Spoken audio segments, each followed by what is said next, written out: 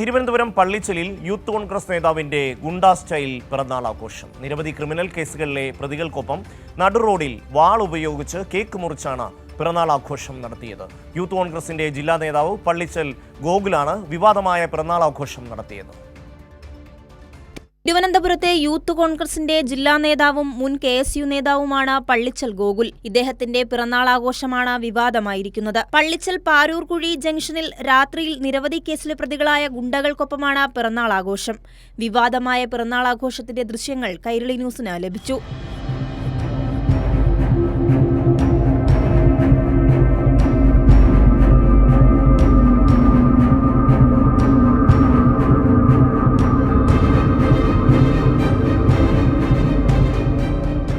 പിടിച്ചുപറി, മയക്കുമരുന്ന് കടത്ത്, വധശ്രമമടക്കമുള്ള നിരവധി കേസുകളിലെ പ്രതികളാണ് പള്ളിച്ചൽ ഗോകുലിനൊപ്പം പിറന്നാളാഘോഷത്തിൽ പങ്കെടുത്തത്. ഈ ആഘോഷത്തിലെ ദൃശ്യങ്ങൾ സോഷ്യൽ മീഡിയയിൽ പങ്കുവച്ചു.